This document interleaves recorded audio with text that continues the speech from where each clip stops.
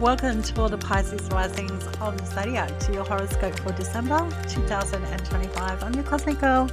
Trust you're doing well and thanks for joining me here today. So, pretty active month ending the year that is 2025. And as tradition here on the Cosmic Girl 101 YouTube channel, we're going to open up the video discussing the transit of your chart ruler, which is Jupiter. If you're a Pisces rising sign, congratulations. You have the largest planet in the solar system, the most optimistic planet through astrological eyes.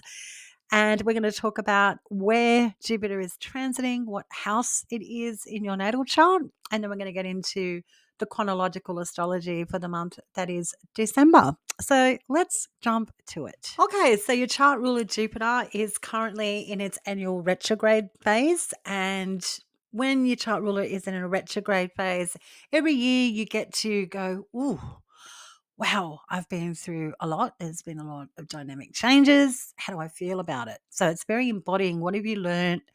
What have you experienced to date since mid 2025 when Jupiter first ingressed into the zodiac sign of Cancer, where your chart ruler Jupiter is exalted? So, what have you been immersing yourself in? What have you been experiencing? What have you learned? What has grown and expanded regarding your mindset? How's your body responding in kind to the topics connected to the natal fifth house, which is children, if that's applicable to you, recreation and leisure pursuits, things that light you up from the inside, what nurtures you, what makes you feel all warm and fuzzy. Now that your chart ruler Jupiter is retrograde until March 10, 2026, it's a great opportunity for the Pisces rising signs to just slowly go over, do I really love that? Am I coping? Do I need to get more order and structure regarding what I immerse my heart and soul into? And that could be a plethora of things. It could be caring or nurturing for children, plants. It could be a creative pursuits. It could be the arts. It could be your home and family. Anything that you really love that gives you a sense of emotional security. You now have the time, if you will, to go, what's feeling right and what's feeling a little bit chaotic, and where do I need to get some more order so I can keep this fun, delightful train going. With chart ruler Jupiter in its annual retrograde in Cancer in your fifth house before March 10 next year. And Jupiter will be in the zodiac sign of Cancer, where he's exalted until the 30th of June 2026. So Jupiter's in Cancer exalted every 12 years. And Jupiter, as your chart ruler, goes through each zodiac sign for 1 year. So it's really easy for the Pisces rising signs and Sagittarius signs to sort of know what is going to be more focused for you. What are you learning about? What are you expanding on? Where are you growing? Where are you building knowledge and structure and order that really does make your body and your five senses feel in flow? Really quite lovely. So that's like the backbone of the astrological information regarding the astrology moving forward for you as a Pisces rising sign. Your chart ruler in December is still in its retrograde phase. And that doesn't mean things slow down. It means that you get to really just immerse yourself in going, whoa, what is going on here in my natal fifth house of children and expansion and leisure and pleasure pursuits, even intimate relationships? What is going on there for you, and what is working for you and what isn't? You get to do you. You're the person that's in control of your ship, if you will, in this life. So if you're feeling like you're being overextended, you're just putting too much time and effort into, making sure everyone's nurtured and things are going really well. Now it might be time where you can just go, I've got to fill my own cups up as well. And maybe I need to just be okay with just slowing things down and digesting my surroundings on the daily. So quite a lovely position for your chart ruler Jupiter to be in Cancer, even though it's in its annual retrograde phase until March 10, 2026. So now we're going to move on to the astrology for December. And your chart ruler Jupiter, only has one connection, one aspect to planets this month, which is a grand water trine, which is the sixth. And other than that, your chart ruler Jupiter retrograde in Cancer isn't having any other aspects. And what that means archetypally for you is you can concentrate on just what's going on for you personally. That fills your heart, fills your cups up, and provides emotional sensations and security that feel very grounded and feel in flow with the self. So, really quite lovely month for the Pisces rising signs and a great way to end 2025. Okay, on the 5th, we have our first lunation of December, and it is a good one. It's a full moon in Gemini. Wow, youthful, excitable Gemini. Just loves variety and stimulation, likes to move about. Gemini likes to talk shop about anything and everything. Gemini is a very excitable zodiac sign. Gemini likes to immerse itself in many different activities. And on the 5th, you have this Gemini full moon at 13 degrees happening in your natal fourth house of home and family. So really quite lovely full moon for all of us. Great way to have end the year with a full moon in Gemini, because Gemini is so inspired by intellectual pursuits and wants to know and wants to grow. And when it's in the natal fourth house of home and family, this could be a big declaration regarding real estate, property, parents, or your actual domestic sphere. So really nice moment on the 5th to go, yeah, my environment where I live and my home and my family, yeah, everything's really sparky, a lot of intellectual activity. So I expect for the Pisces rising signs just a lot of communication. Think, scheduling, planning, talking, maybe even factoring into things like travel or financial aspects on the 5th of December. Quite fun. After that excitable full moon in Gemini on the 5th, on the 6th, we have a grand water trine. These have been happening in succession over the last couple of months. And this grand water trine is happening in some pretty important houses for you. It's the first house, the fifth house, and the ninth house. And these houses are about, where's my lily pads? What can I learn from? And what do I want to jump headfirst in regarding life experience? So the grand water trine on the 6th the next day may have you all up in it, if you will. Very excited, speaking freely about your heart's desires, lots of banter, lots of planning about growth and moving out into the world and expanding on your own knowledge base. Really nice day on the 6th with a grand water trine. Okay, on the 8th, we have a malefic square, Mars and Saturn. Not particularly easy. And we're all going to be going through a Mars Saturn square on the 8th of December. Okay, so for you, this is coming from your 10th house to your first house. So this could be a lot of pressure coming to you. Like, we need you to show up. We need you to perform. Or you just going, oh, why did I get myself into this public facing role? Why did I really want this? It's that kind of day on the 8th where it feels like the pressure's becoming a little bit too dry and hot on the 8th when Mars squares off to Saturn in your natal first house. So I'm archetypally getting maybe you're a little bit ginger or unsure about maybe uh, moving forward with something that you may have said you were going to. It could be travel, it could be education, could be to do with foreigners or foreign places, or even your religious views are being challenged. Very interesting dynamic day on the 8th with Mars in a superior square to Saturn in your natal first house. So deep breaths. Okay, on the 11th, we have Neptune going direct in Pisces in your first house at 29 degrees.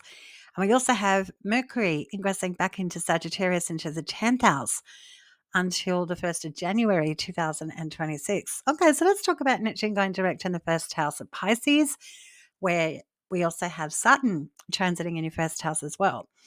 So Neptune direct in your first house at 29 degrees. Yeah, maybe you're ready to set your compass in a more focused direction now that Neptune's direct in the first house, which means, your well laid plans can actually start to bear fruit. And that means you're working hard on self improvement and life direction. It's like the compass needle. You now are consciously moving in a future that you know is ideal and is going to set you on a path to success. Now, the Neptune's direct at 29 degrees in the first house. So that's really quite positive. Mercury going back into Sagittarius, little bit challenging. Mercury's in detriment in Sagittarius. Mercury overcompensates. Mercury lays it on a little bit thick when he's in Sagittarius. And this is in your 10th house until the 1st of January 2026. Okay, so when Mercury goes back into your natal 10th house of your career, ambition, your public facing roles, and your professional industry, Mercury will give you that feeling that you have to go big or go home. You have to go harder. You have to extend yourself more. I have to travel more. I have to pitch more. I have to get my point of view across more. I need to scramble. I need to extend my reach. And Mercury overcompensates, sort of gets himself into a little bit of hot water. So forewarned is forearmed. If you're feeling a pressure to travel further or financial aspects are not really coming together, I'd wait until after the 1st of January to loosen up the mental faculties, because you might find yourself a little bit frazzled with Mercury in the 10th house of Sagittarius from the 11th to the 1st of January. So knowing that ahead of time gives you a bit of a weather map, if you will, astrologically, that, look, my astrologer, Cosmic Girl, has told me, don't overcompensate. Don't go stretching yourself too thin financially or with a travel itinerary. If you're going to be pitching or marketing something regarding a public-facing role or your career, then have your I's dotted and your T's crossed, so you don't feel like, oh, I got that wrong, or the email I sent, I should have read the fine print. It's that kind of transit with Mercury and Sagittarius in your 10th house. So that is a little bit nuanced, but after the 1st of January, Mercury's going into Capricorn, where Mercury is a lot more focused, more grounded and more practical. So from the 11th to the 1st of January, you may feel like you're being blown around and sort of pushed a little further than you may be comfortable with Mercury and Sagittarius in detriment. Speaking of your 11th house, where Mercury will be going into on the 1st of January next year, Mars on the 15th until the 23rd of January is going into Capricorn, your 11th house, and Mars is exalted. And Mars is extremely good at nutting out the right connections. Mars in Capricorn, where he's exalted, functions well, meaning the drive and ambition and the sheer will to advance socially is going to be your focus. So think pitching for future jobs, putting your best foot forward in a public facing role, knocking shoulders with people that can advance you in a professional capacity or even a public capacity. Mars will give you the propensity and the ability to connect with people and even convey that you're in it to win it. You're in it for the long term. So you're seeking out solid connections socially with your friends and your dreams and your goals that are actually going to come to pass and go the distance with you. So we really like Mars exalted in Cancer, especially in your social 11th house of good spirit from the 15th of December to the 23rd of January. On the 20th, we have a new moon in Sagittarius in your 10th house at 28 degrees. Yeah, it's just time to go, I got to go. I got to do something different. I need to grow and expand. I need to just throw myself in dogmatically into something that I know really does tick my ambitious boxes. So on the 20th, you may feel the spark with a new moon in your 10th house to maybe put your best foot forward regarding public facing roles. So think updating your website. Maybe if you're a Pisces rising signs that is interested in new work, great for putting your resume out there. I think marketing and publishing will be very favorable with a new moon in Sagittarius in your 10th at 28 degrees.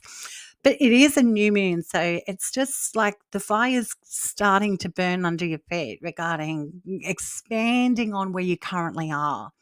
So, where do you need to up the ante and level up when it comes to public facing roles, your ambition, and your public identity? The new moon in Sagittarius will get you all excited and optimistic about your future. So, start to make the plans that you want to see come to fruition in the future over the next 6 months with a new moon in your natal 10th house. Enjoy. On the 21st, the next day, we have solstice and we've got the sun ingressing into Capricorn into your 11th house, joining Mars for 4 weeks. Beautiful. Sun in the 11th house, a good spirit with Mars, then the sun is going to sort of amplify the need to take control and ownership over your social directions and connections and your dreams and goals. So the focus for 4 weeks is I really want what I want, and you'll be all invested in seeing something come to fruition. So I like to think of this transit of the sun in the 11th house for 4 weeks for you as it's time to get cracking and get out there. Take those invitations, get out there and amongst it. Very social house.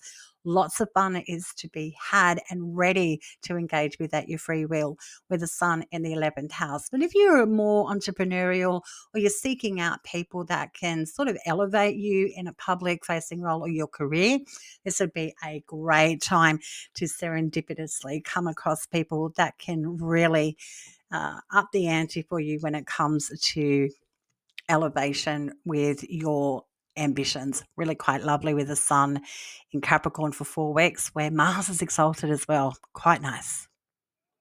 On the 24th, we have Venus now ingressing into Capricorn, joining the Sun and Mars.